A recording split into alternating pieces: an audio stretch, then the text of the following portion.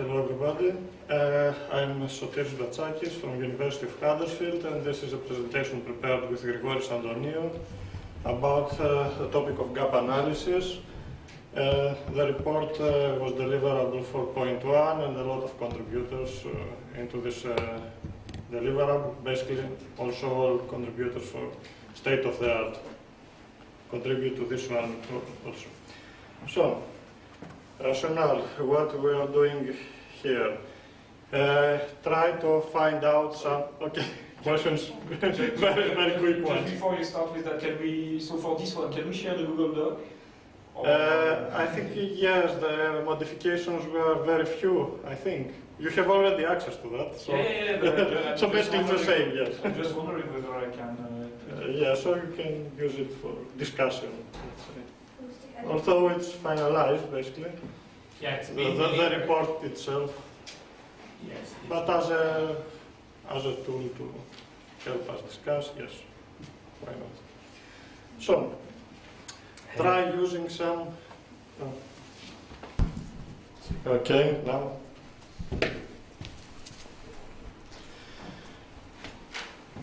Okay, so this report is based using some use cases to identify the gap existing between the two communities and to identify the problems existing there. Okay, so when we try basically to preserve linked data. This is perfectly aligned with the objectives of the PRELIDA project. That means what kind of problems appear, and it's the first step towards creating the roadmap that will propose solutions to the problem identified here. So, issues. First one is what are the differences? I mean, linked data is a kind of a web resource, links between different data. So, is it just a case of web archiving? Yes or not? I will say not, but let's continue with the discussion. The second other of issues. Is it a kind of just preserving software functionality? Not quite. That's a quick answer. Basically, it's preserving data, but also functionality comes into the play. Also, do we need previous version?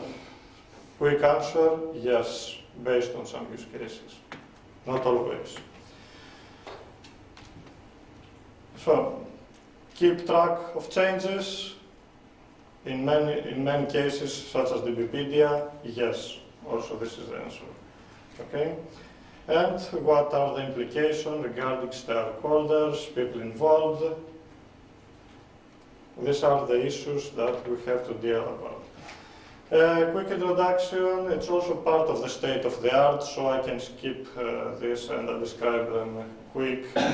But anyway, digital preservation means ensuring access and being able to reconstruct functionality and after 20 or 30 years, get the data and use them as it is now. That's, I hope, the description that people in digital preservation community have in mind. Problems. Format of data, not able to recognize it. I think it's a low risk in our case, since basically we deal with RDF data, W3C standard. Probably in 20, 30 years from now, I hope this is going to be an issue. The other issues are common to whatever digital preservation community does. I mean, storage medium failure, so many copies can address this. Value and functionality of data, yes, this is a major issue also, and perhaps even more complex in case of leaked data. And the simple loss, this is something that the digital preservation community already addresses by not allowing deletion of data. But bullet number 3, yes, it's a big problem. Recommendation from digital preservation communities. Using formats based on open standards. I think we are okay with that, more or less. Using services of digital archives to store them.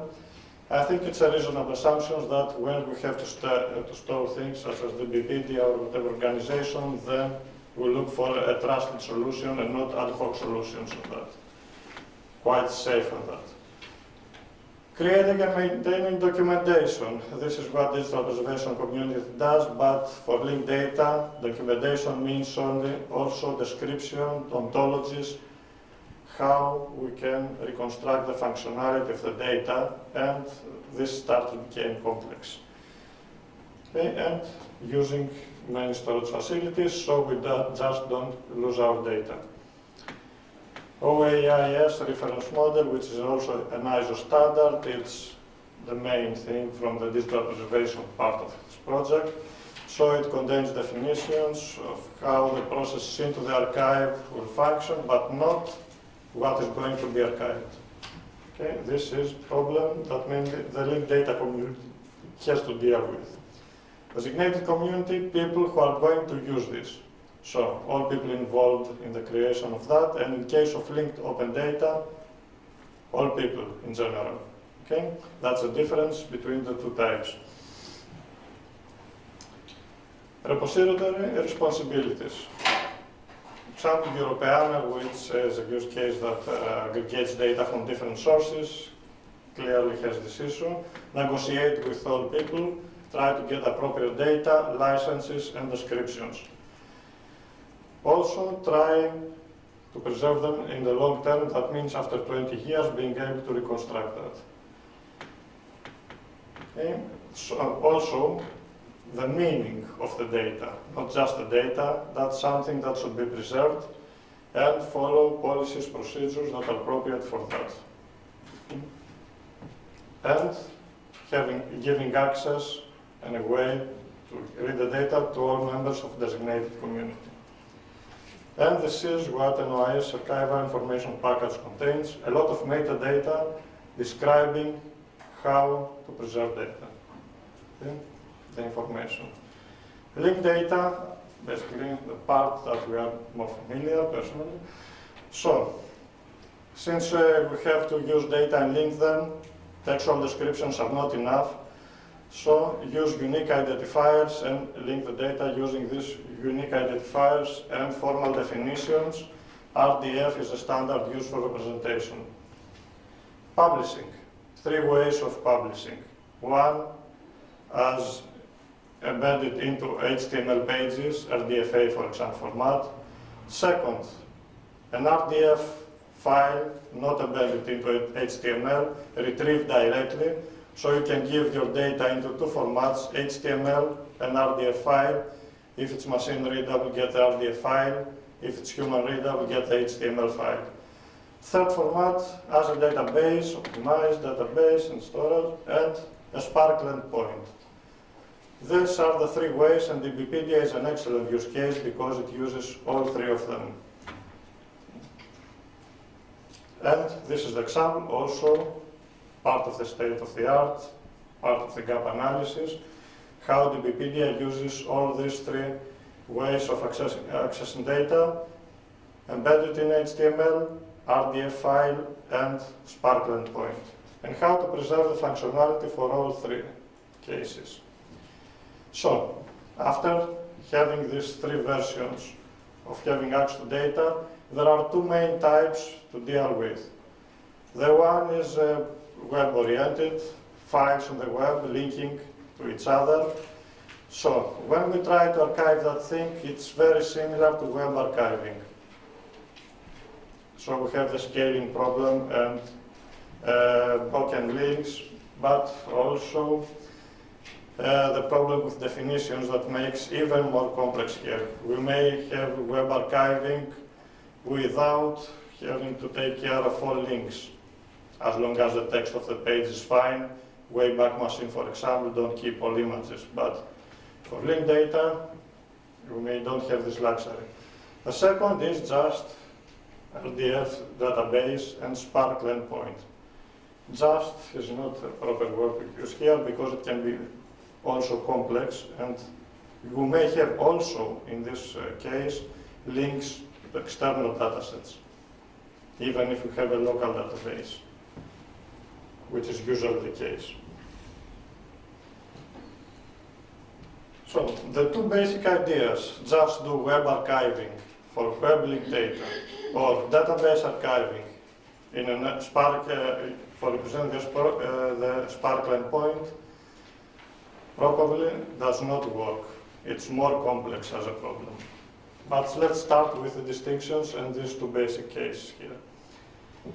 The problem, why it's not just web archiving or a database archiving, is semantics.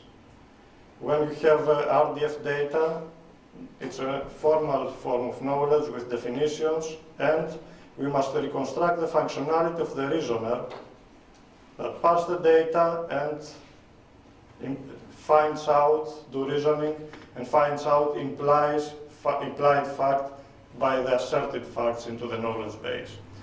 In order to reconstruct the functionality of a reasoner, we must preserve also the formal definitions and whatever defines the meaning of our data. And definition of archiving is preserving functionality. That means for linked data, preserving the definitions where the meaning is defined and the reasoner can operate. And to make things a bit more complex. Can you go back to the previous slide? Sorry. So you say that the archiving of a web document consists of its own text and the other web resources that are embedded in the text. Okay, but also the resources that are linked. Exactly. For example, this is the concept, this is the ontology, define the concept. And the ontology itself may have a link to another ontology. But okay, this is true for RDF, for linked data. But on the web, you also have links to other stuff. Yes. Okay. But it's not that critical. On the web, you may say, okay, I just download the page, just the images that are embedded to that, and I'm okay. I can read the page. For this one, the reasoner may not operate at all. Almost keep some web pages that are linked, so it's the same thing. Yeah, I mean, a Wayback Machine or archive.org don't preserve anything. So Some things are linked, but perhaps here it's critical because the reasoner on the archive version of RDF data may not give the right answers or conclusions. What do you mean with reasoner? Perlet, Herbit, whatever just downloads data and do the reasoning operation on this. So, do you always need a reasoner for something, or? For us, the semantic web community, using these formats, using semantic web means formal semantics for machine-operated functions that humans do. Automate things that we tend to use manually. So, as a designated community, yes, for us means preserving the reasoning functionality. So, what is the state of the art in web archiving, in particular for I'm thinking JavaScript? So, most of the pages now that you get online are actually just computer programs that are run, right, in JavaScript. And actually, so in my mind, if we knew the state, if somebody had the state of the art for preservation of web pages with those kind of executable content, then your first point is a kind of a sub part of that process, because reasoning is actually significantly easier and significantly more preservable than something like an arbitrary JavaScript program written by, who knows. Perhaps yes, as long as... But I don't know the state of the art in preserving those kind of executable content on web pages. Does anybody else know? No, the last thing I heard, I heard Herbert talking about web archiving, but the point he was going to make is more that even in the web archives, the resources are with different timestamps, and sometimes they're not even archived. So I mean, you archive a web page, but it's not a web page; it's a network of web resources. Yeah, so you crawl on a network, and you have to make decisions when you stop crawling. But I haven't heard him talking about the executable parts of it. Yeah, so this you can try to solve with the net. but I don't want to solve it. What I want to understand is... One of the approaches is to use Memento. So if everything is archived, all the resources... Yeah, but now we're talking solutions. So what I want to understand is, are our problems... And Memento is for the versioning of the content. Do you know how they archive dynamic web pages? How they do this thing? They just... So then we'll go and discuss a particular web archive. It's Yeah. not really, so, and Paul wants state of the art, so. So I guess what I'm trying to tease out about these, the question I have is there anything, this is what it keeps saying, is there anything different between RDF, or having to archive linked data and having to archive complicated, extremely complicated web pages? And this is why I'm trying to understand. Now, I'm sure we can solve it, you know, given enough drinks and time, we can solve it, but I just want to understand what the gaps are. I'm not a JavaScript programmer, okay, but I suppose that the problem here is that in order to carry out some reasoning on some RDF graph, you may need statements that are contained in other RDF graphs. Okay, so you're using one RDF graph a term, and this term is borrowed by another RDF graph. And in the second RDF graph, there is an ISA link that relates this term to something else, which is relevant for the reasoning. So if you lose this piece of knowledge in the second graph, then you will not be able to carry out the reasoning, and therefore you cannot claim to be preserving the page. Yeah, but if I So- use, for example, let's say a modern web page, when I write a modern web page, what will happen is I'll, let's say, use D3.js to make a little fancy visualization in my web page. And actually, if you look at D3.js, I bet they have jQuery bundled in it, and I bet that jQuery isn't stored within the D3.js GitHub archive, but it's actually I stored. would say that this is more application preservation and specific software than data preservation, which is similar as preserving computer games. The same problem. It's not the scale and the connections, but the software itself, the hardware platform, and emulating the platform. And there's a very interesting paper on that, on preserving computer games, and especially the online versions of that. But it's quite different problem than, they have more problems in some respect, less problems than we have in some other respect. But Okay, it's but a- you're it's saying a- which factor? I think the same thing exactly, because JS and RDF are text. So yeah, but we need the engine that runs the yeah, code and it's one mapping. and not having the links to our data set. I mean, on RDF graphs, you have to crawl the graph perhaps in JavaScript, but there you have the software, which is tricky also. With the changes and the version. Now I'm lost. Maybe it's a bit naive, but the reasoning process are based on formal rules that are standardized. So But another option is to just to consider, okay, the implementations are out there, let's preserve the standard, and if no, but one possible strategy, I'm not saying it's the answer to go, it depends on the case, but can be, okay, the standard is out there, it's maintained. If something happens and there's no tool to perform this anymore, let's re-implement the standard. not understand. I mean, the reasoning engine may be there, but the rules, if the rules are spanned in many pages, different pages, we have to gather them, to collect them. But maybe the challenge is more about collecting Exactly. data Exactly. enough It's not that- not that much software and application preservation as data preservation, but data are not in one place. DPPD as an example case that we have to get how many 27 million links right now at our databases. So you may need them also in the preservation mechanism, the content of the links. Maybe there's something that might be interesting about from the web archiving community.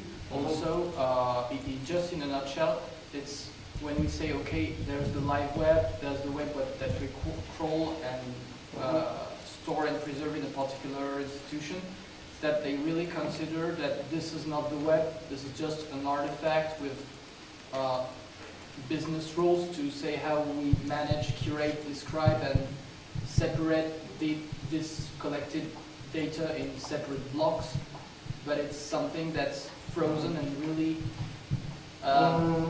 Frozen, okay. yeah. That's an assumption. But we can say that it's a more limited form of web archiving in some respect. It's frozen from a curatorial But point of view. you also don't have the luxury to cut corners when you deal with formal semantics. Yeah, I mean, you can skip an image in a page and it's fine. But in formal semantics, skip a definition means different conclusions, for example. so you,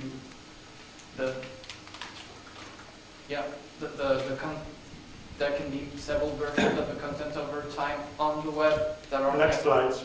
Okay, so Yes. I'll just Additional problem. I'm stopping there. Yeah, so this slide, this overlap. Besides having definitions in different places, we have definitions changing in time.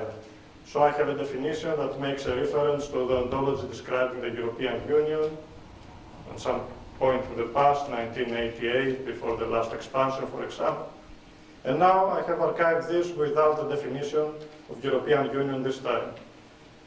Is this the reasoning performed on the date of 1988 using the definition of European Union at 2014, right? Or I should have kept the version of European Union at 1988 and used that. So besides formal semantics, change in time means having to keep track of the changes on the related definition and use definitions on this time. Otherwise, conclusions are wrong that I would make there. And DBpedia is a very characteristic use case that combines almost everything, 3 ways of having access to the data, links to many data, the connections. So it's a perfect use case, I think, illustrating almost everything and help us to proceed.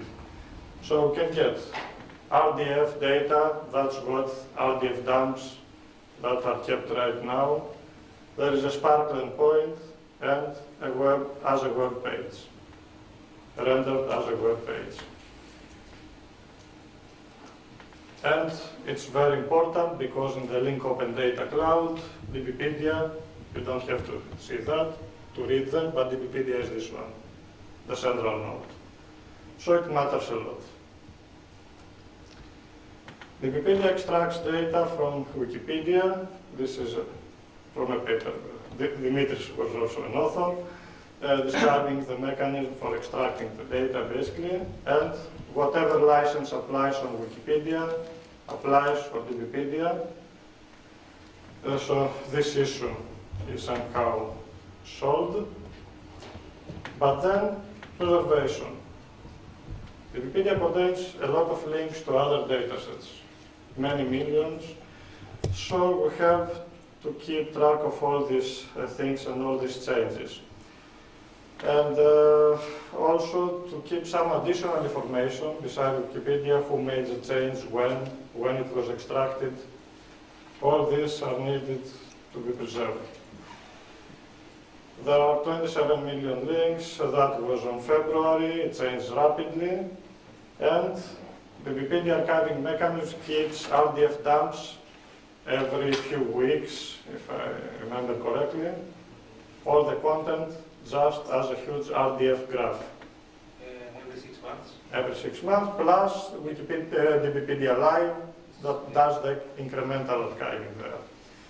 And also DBpedia in the live version gives you the option to have to query using Sparkle plus get the data in web format. But that's not part of the archiving mechanism. So, use cases. Ideally, we must be able, after many years, to reconstruct the functionality using both 3 types of access. The Spark endpoint, web rendering, and RDF data directly. And keep in mind that we also, besides the changing dataset of DBpedia, we have to deal with all the external sources, that geonames that also link with DBpedia changes, plus a user may query the archive using 2 types of query. Point query, I need RDF data at how was DBpedia then, January 1st, 2010, or interval. how this description of this topic changed from 2010 to 2012, for example. So these two types of queries to all three cases of the Wikipedia functionality, plus external data also involved here. Having these three types of access and two types of query, there are some use cases identified. Use case 1, I just care about the data. Get the tables, CSV format or RDF format, and plus some additional information. How was that then? Plus, if it's a serial, when it changed, by whom. So at January 2010, the description of semantic web was this RDF thing, changed by this user last time at this date at 2009. This is more or less achieved right now.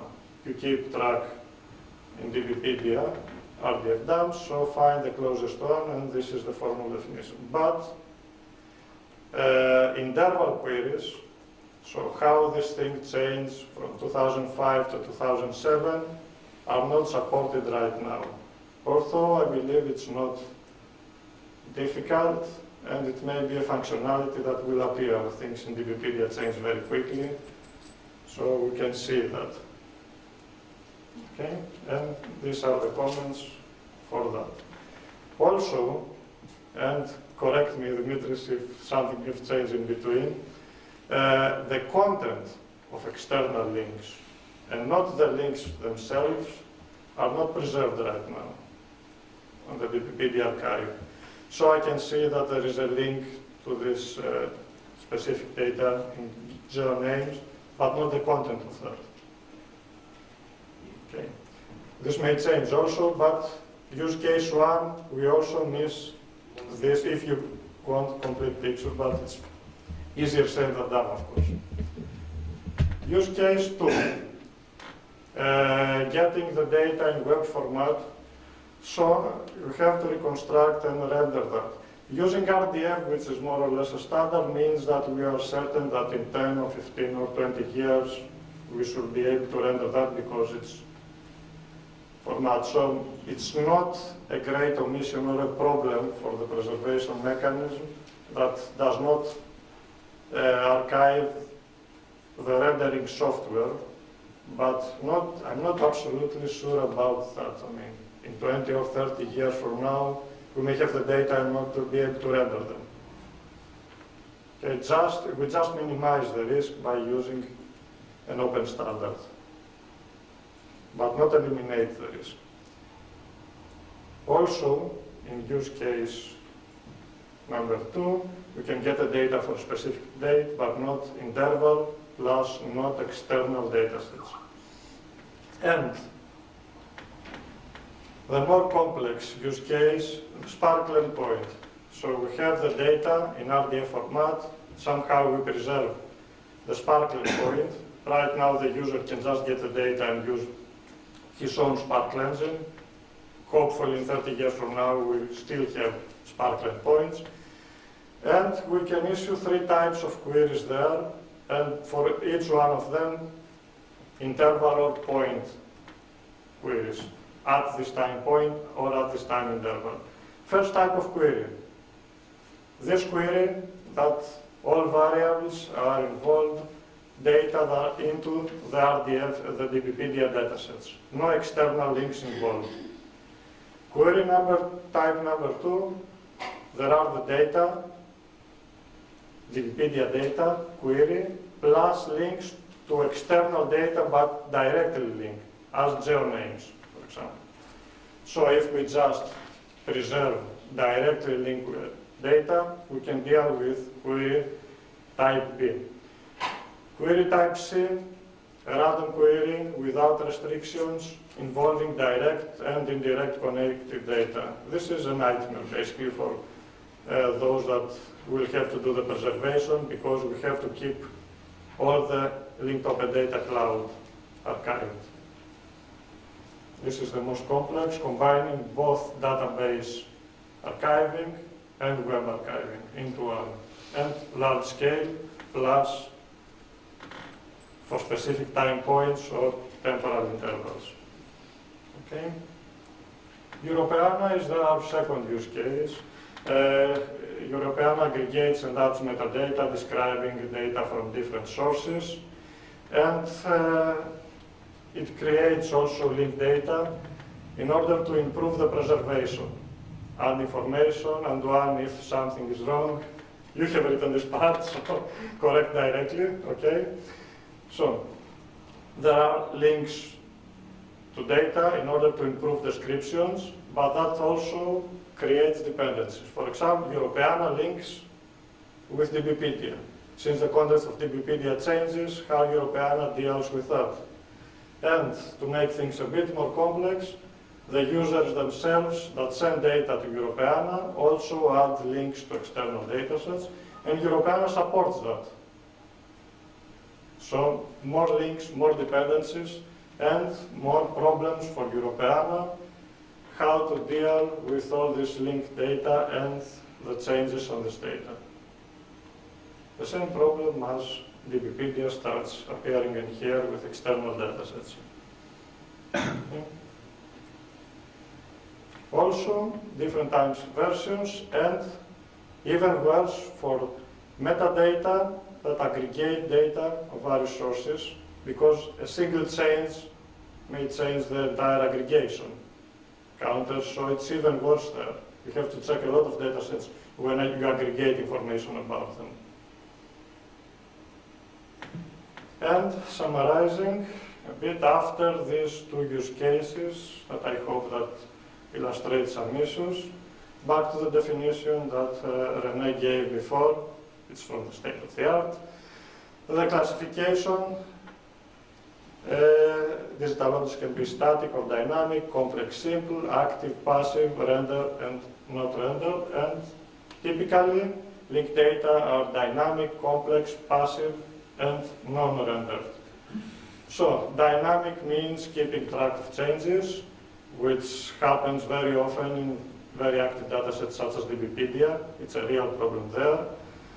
And since we care a lot about the definitions, changes in datasets and implies changes into the boundary of the system, not that we have to preserve, not the data themselves. Okay? If the definition changes and involves another dataset, external one, we must preserve the external datasets also. Complex, RDF means a form of formal knowledge. That's why semantic web and formal definitions exist, to automate tasks. So we must really keep track of changes in definitions, rules, and form, and external datasets that contain ontologies that contain all that. We can't skip that easily. Rendering. Usually we care only about RDF data, but as the DBpedia case illustrates, in 30 years from now, we are not sure that Sparkle or HTML rendering of RDF will be still valid. So perhaps it's also a rendering problem. And passive, not always. Again, keeping a Sparkle endpoint means keeping code. But typically, it doesn't mean just keeping the data. Not always. It's something, it's not a decision to be made easily for each dataset. You may have to deal with code also.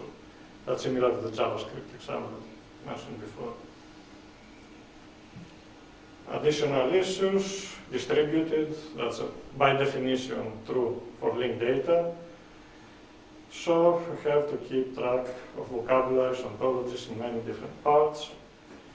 And all problems in preservation, authenticity, uncertainty, how to clear data, to detect inconsistencies applies here, but on a large scale and in many different places than just one. So, problems. First one and big one. What data should I preserve? Since we care about definitions elsewhere, and definitions change in time, this is a very complex query to be answered. Question number 2, durability of formats. Basically, we deal with RDF data in various serializations. So, we are quite safe here, but not completely. Rights, ownerships, licenses, same for digital preservation in general, but we have to deal with many sources of data and a lot of negotiations, I guess, in practice, such as Europeana, for example, that deals with many different organizations, although it's open license right now, but since there are many organizations, it's always a problem. And the main difference between linked open data and linked data in general is the licensing issue here. Storage, not something particular, a lot of copies help, but in case it becomes massive for linked data and becomes a form of web archiving, then we have the scale issue that web archiving community also faces. And in OAIS, the digital preservation community, self-descriptive it's a must. For linked data, self-descriptive means the definitions also, besides the description. So both communities, I think, agree on that it's critical, even if we called it self-descriptive from the digital preservation point of view, or the definitions, the formal definitions from linked data, we must keep track of ontologies, vocabularies, and definitions. A very related project that unfortunately we don't have anybody from them here, but there will be close contact with them in the future, is Diachron project that deals exactly with preservation of linked data. And they, in a paper they have published, they make some descriptions about markets, about enterprise intranets, about scientific information and peculiarities for preserving these types of data, if there are in RDF format. And the issues they have identified is ranking data sets, the importance. I have specific resources and I must keep track and preserve specific things there. The crawling procedures, there is also a controversy. Other people say just crawl the data, others use dumps at specific time points. Diachron supports the crawling approach, but focused crawling on linked data involves some technical issues they have to solve. Diachronic citations from different data sets, perhaps with different meaning. Temporal annotations, how you put labels on RDF, that RDF supports only binary relations. This is related with that, and it's over. But when means you have three objects involved, subject, object, interval. That means that RDF cannot directly support that. Others say labeling, others say named graphs, others say reification, others say versioning of the entire ontology, open issue, a lot of discussion, a lot of different opinions, still unsolved. Cleaning and repairing, also an issue, as archiving, but in a distributed large scale. Propagation of changes, an ontology change. How are you going to detect all datasets affected by that and create a new version for each one of them? A technical issue here. And archiving multiple versions by having to keep track of changes caused by different direct changes, indirect changes by definitions. And also longitudinal querying. That means issuing queries involving a lot of different versions in time, exactly as Wikipedia use case 3 that has Spark queries for a temporal interval, for example. So basically they came to the same issues that we identified in the GAP report. They have also, perhaps with some different terminology, but they have identified exactly the same problems, more or less. So, linked data, preserving basically RDF triples. Perhaps, if we care a lot about long-term preservation, perhaps the functionality. And mainly two types, web version, database version, but the distinction is not clear at all. Thank you. Any question? I have one question to ourselves. Thank you. So, did we forget the semantics? In the sense that linked data have semantics, RDF as the well-known RDF semantics.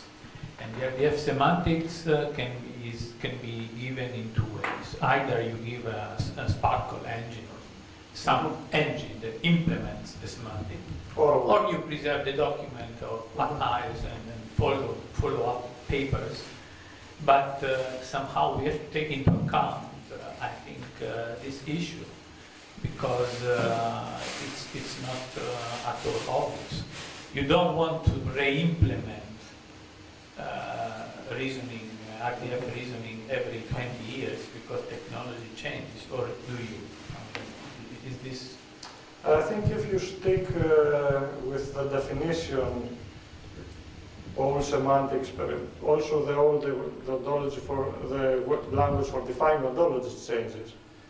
So the standard, the current standard is old too.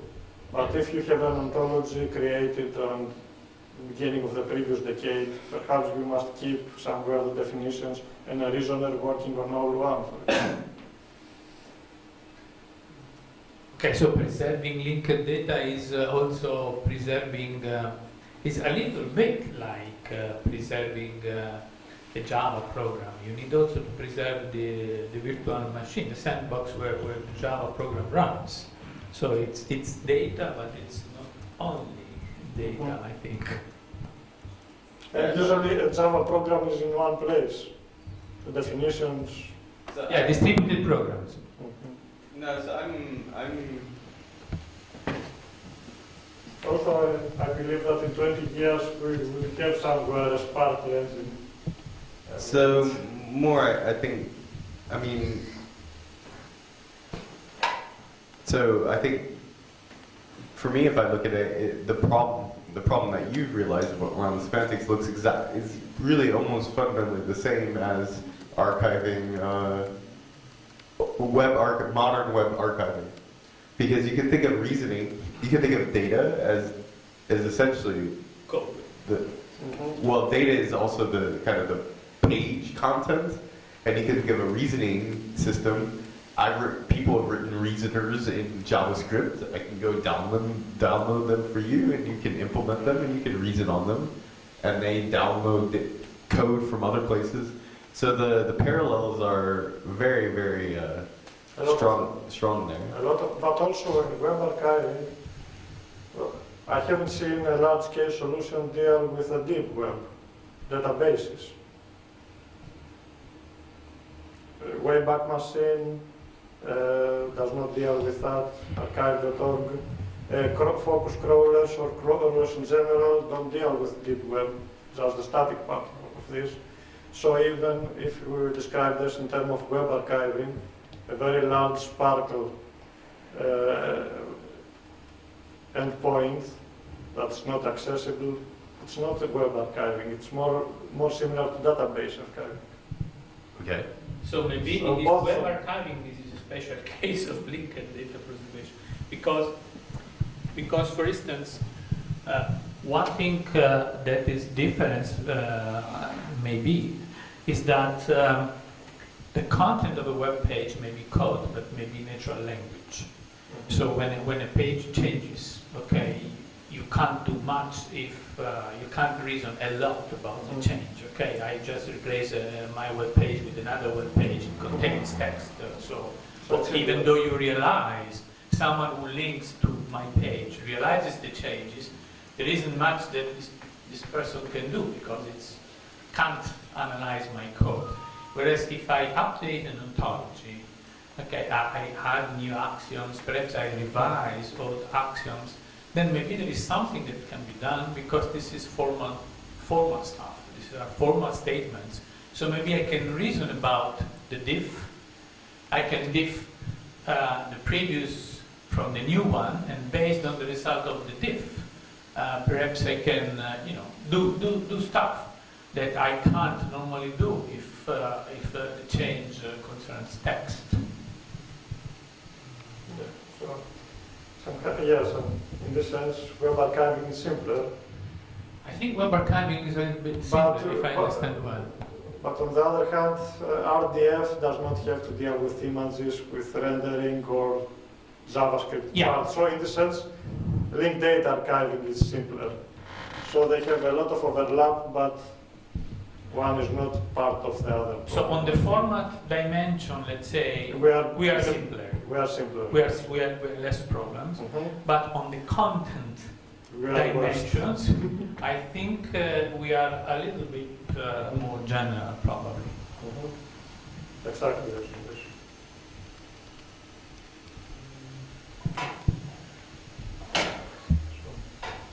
Some coffee break.